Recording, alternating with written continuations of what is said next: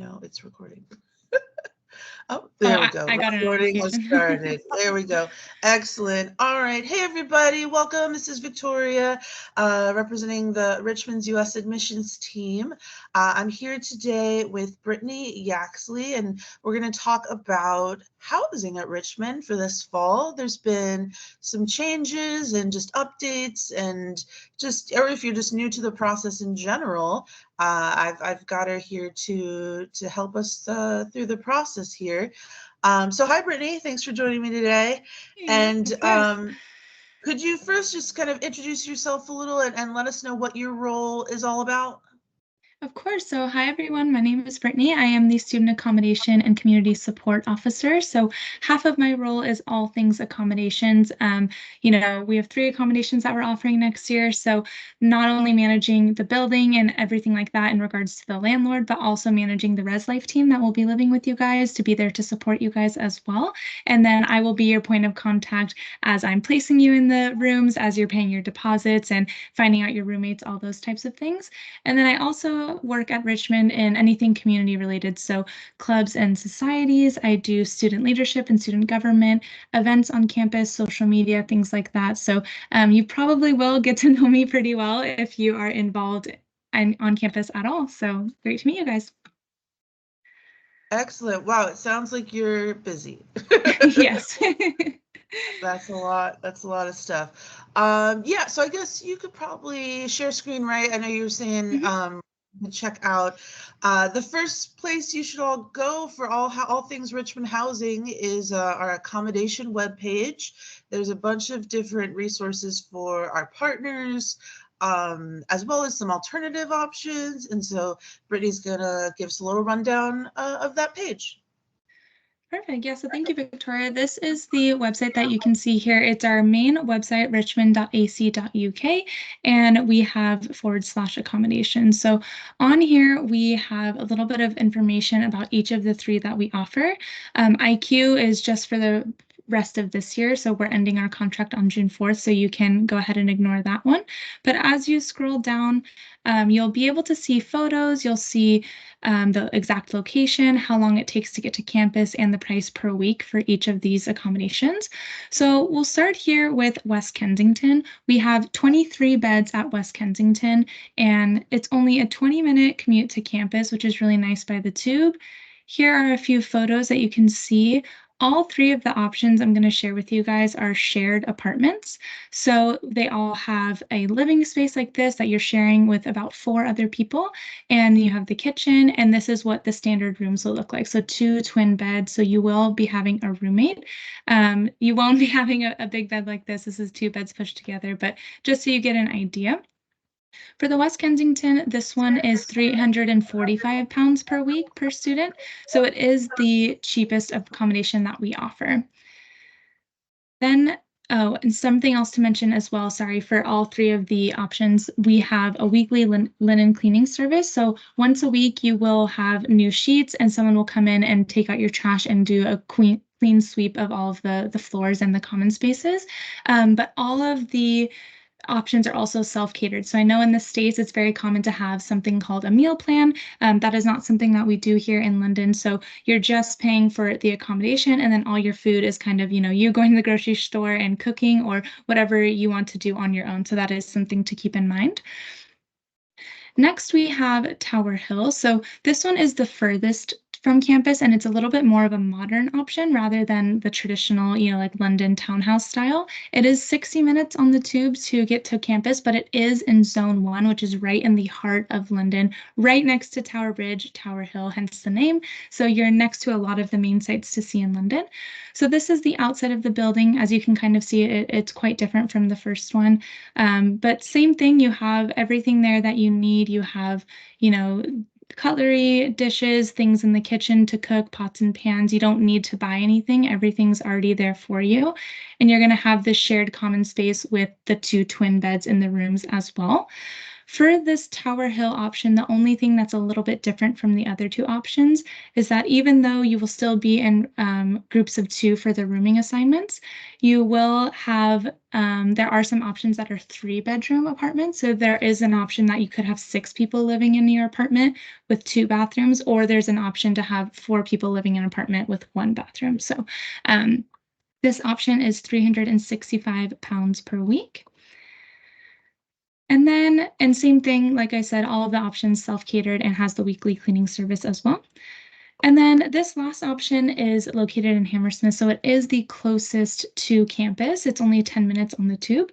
And this property is only available for the fall. We are not having this property in the spring. So if you are studying abroad with us for the fall term only, this is most likely where you will be, unless you feel very strongly that you'd prefer to be somewhere else. For this option, you're on a very beautiful street, all with the London traditional townhomes. This is what an example of a bedroom would look like. Very similar to the West Kensington style with the shared kitchen and the shared common space and the twin beds.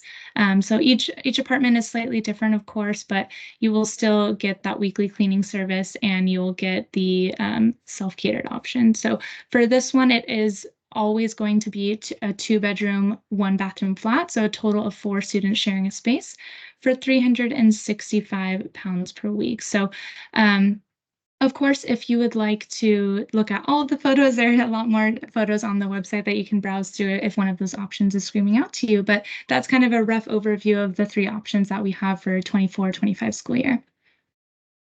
All right, excellent. Thank you. For that second one, I know for the first one you mentioned about how many rooms we have. I don't know if I missed it. For the second one, about how many are in the, was it the Tower Hill one?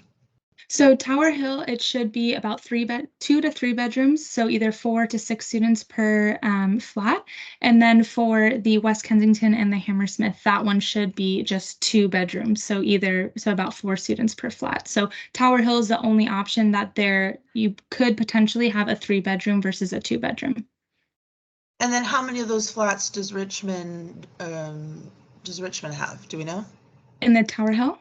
We have 70 beds for Tower Hill. So there's actually a total of 600 apartments in this building. It's quite a large building. Wow. So yeah, we will have 70 beds out of those. I believe it's a total of 12 or 13 flats, something like that. So there are a ton of amenities in the building as well. There's an indoor pool, there's a rooftop garden. So even though it is further from campus, there are some things to consider as well. Right. So there's kind of a range of housing and a lot to consider, whether it's distance, amenities, cost, of course, is always a big one for everybody. So a couple different factors there. And then, so those are our partners. Like you mentioned, you have the residence life staff, so you have a little extra support. Are there any other perks of going with one of our partners compared to one of the other alternative options?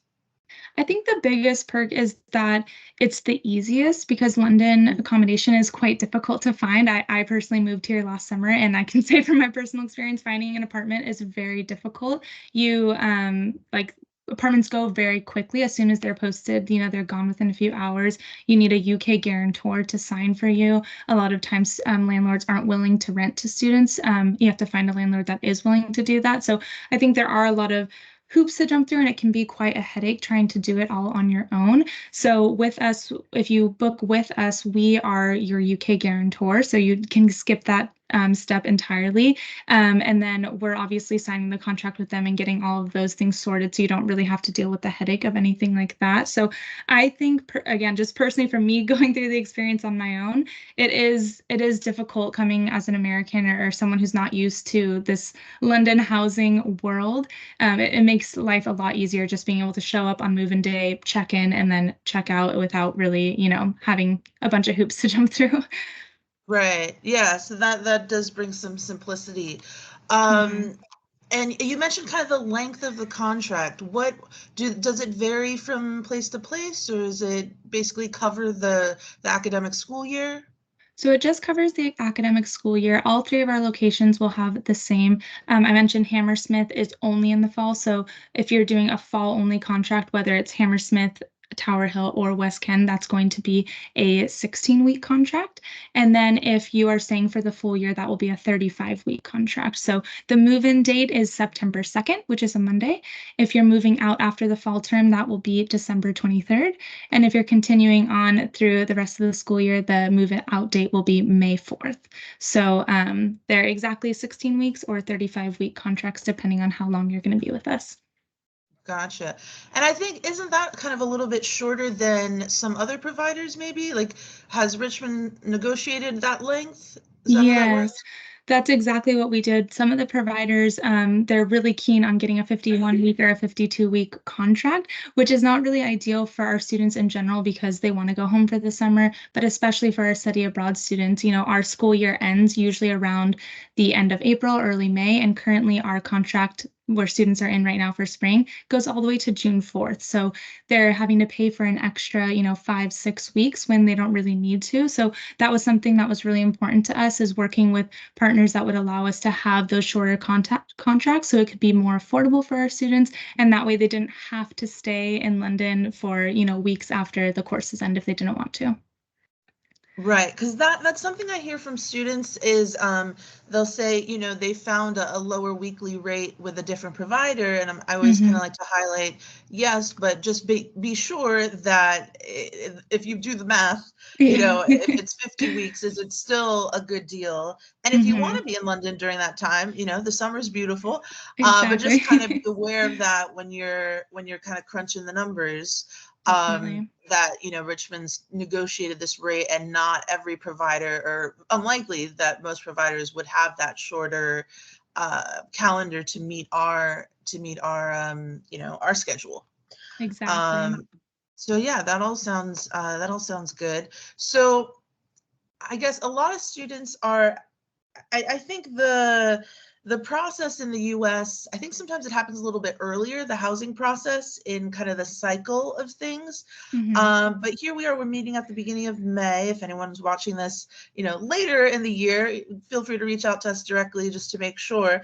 But at this point in May, what should a student, it seems like the first step is that they should be accepting their offer, submitting their tuition deposit with us, US incoming students, and then it's time to move forward into the housing world. So a student submits their deposit with us, the tuition deposit, and then they automatically get the housing form. Is that how that works?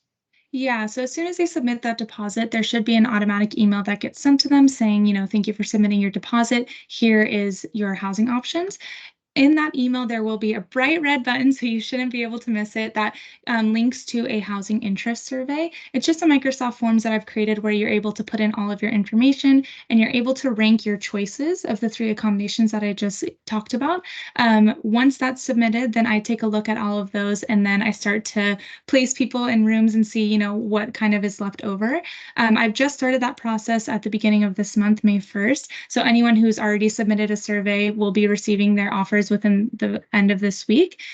So from May 1st to July 1st is when hopefully surveys are coming in and I'm sending offers out and just filling those rooms and placing students. Once the certain accommodations have been full or have filled up, I will be reaching out to students who put that as their first choice and let them know, this is already full. Here are your other 2 options, whatever it may be. But that's basically how it works. And once I send out the housing offer, I say, here's your first choice. It's Tower Hill if that was what you wanted. In order to accept this offer, you need to pay £250 damage deposit. This damage deposit is refunded once the students have moved out and we confirm that there are no damages. So again, it's just for us to make sure that there are no damages and make sure that they are serious about coming, because we want to make sure that we're not holding rooms for students who are not. And then also the third thing in that housing offer email is the contract that they sign. So they are signing a contract directly with Richmond, and they will be paying Richmond directly along with their tuition fees, which is different from previous years as well, where they have paid the provider directly. So I think that gives us a little bit more freedom, a little bit more flexibility to work with our students and combine monthly payments with their tuition or whatever it may be.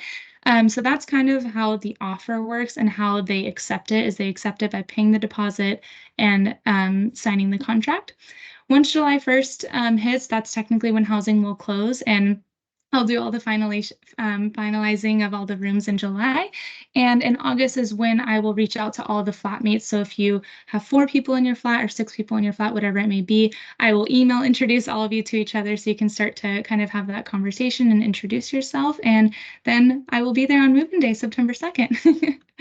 Very nice. So that is an exciting update that the kind of the housing payment will go through Richmond, and that's with all Yes, 3 of the providers. it is. And Yes. so it sounds like that means too that it's just that one deposit, the security deposit. Is that right? It Okay, is. because I know in the past there's been, this else, other ones, so many deposits. But okay, Exactly. so nice. So that keeps things a little simple. I That's great agree. because that was one of the things I wanted to check. And then does that mean too that if Richmond is managing it, what if a student is paying, their tuition with student loans and they Yes. plan to use the excess for housing? Is Richmond kind of gonna work with them? How does that work? Yeah, so I actually just had a meeting with Jason, who handles all of the financial aid and scholarships here at Richmond, and he basically told me it's going to work exactly how it would work with tuition. So once the American loans and scholarships are released to Richmond, they will subtract the tuition fees and the housing fees now, and then the surplus will be deposited. So it makes the process a little bit easier. So it's all going to be taken out in one chunk, tuition and housing, instead of students having to get the surplus into their bank account and then try to pay IQ or whoever the provider is. So I think it'll simplify the process. I think it will streamline the process. And then obviously, if students are not paying with financial aid or student loans and they want to pay out of their pocket, that they can set up a payment plan just like they are with tuition with the finance team as well. Got it. That's great. That could be, I think that's kind of another pro to maybe directing students to going with one of our partners Mm-hmm. if they're using student loans, because historically, sometimes accommodation providers they seem to each manage loans differently, the Mm-hmm. weight for loans. And so if just in case anyone's going with an alternative provider, sometimes some of them are happy to see a loan confirmation letter and they'll see the date that the loan's going to be dispersed and they're happy to wait. But sometimes housing providers don't like this idea of waiting. And Yeah. they might want you to sign up maybe for like a payment plan, and sometimes students will get frustrated with that because they say, I don't need a payment plan, it's all going to come in, shortly. Mm-hmm. But I know these providers, they might just be leery about what a loan letter is. Maybe they don't have experience. And so maybe they'll say, hey, you have to pay the first month or whatever. Mm-hmm. I imagine then, since it's all going to be wrapped up with Richmond, do you think there'd be a payment plan option? Yeah, I had a meeting with finance and we weren't exactly sure how we would break it up, but there definitely will be a payment plan option. We want to make sure that obviously some of the funds are paid, that first week when the scholarships and financial aid and everyone's able to at least make a payment. And then from there, people can break up the payments after that. So as long as there is that initial payment, I think we decided by the end of September, as long as there's been a payment made, the rest of the balance owed can be split up into payments throughout the rest of the semester. So once I have official numbers on whether it's a dollar amount or a percentage, I'll be sure to update you with that so that way you can pass that along to the students as well. But there definitely will be a payment plan option.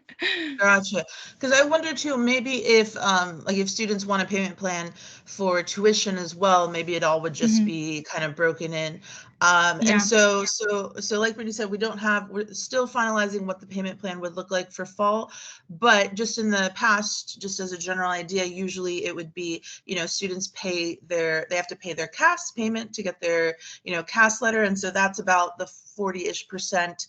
Hmm. And then usually that remaining 60% of tuition could be broken up into, I know typically finance would want it paid by the end of the first semester. So, Hmm. that remaining 60% broken up into like a 3 or 4 month kind of payment plan or something like that. Hmm. And I know in the past, it's been pretty easy of you kind of, when you go to make a payment on our payments page, you select, they would have a payment plan option and it would kind of auto debit out of a card. So you don't have to think about it. Hmm. But stay tuned for that. If you do have questions about that, I'm happy to keep in touch with you all throughout the process so that we can make sure you're on track. That's the main thing with housing. You want to make sure that whatever your funding plan is for it, that you're in communication with either us or, if you're with another provider. Housing is not something you want to be lax with. You do want to be, on top of it. Certainly, so we don't want you to be in trouble. Do you, I know Richmond students are very independent. So a lot of times after the first year, second year, they kind of go off, they do different things. Do you imagine that being the same this year? Do you expect a group of returning students or? That's a good question because you're right. I think typically students come and they stay with us. If they're going to do a 4-year degree, they'll live in our accommodations for the first year just because, again, everything is new. They're not sure. But they tend to move on the second, third, or fourth year because they want to live. The traditional London life is what we get a lot. We want to live in an apartment and we want to live with our friends and those types of things. So I think this year it might be a little bit different because we actually are using apartments and they are specifically apartments that students would be living in, rather than a student accommodation, kind of similar to a dorm room back in the States where everyone has their own room, but then they all have, a hallway that connects and shares like a kitchen and a common space. So definitely feels more like dorms-esque rather than, oh, I'm just living in London in an apartment with my friends, which is kind of what our students were looking for. So we'll see after this year. It is kind of an experiment because this is the first year that we're doing these shared apartments, but that was feedback that we've got. So we are listening and seeing if that will help students stay with us in the second, third, and fourth year as well. Right. Excellent. One thing I did want to flag is so up until this spring semester, which is basically wrapped up, we were working with a different partner called IQ Haywood House. Now, one of the students I was working with did ask, even though they're not a partner, would they still be an option or not?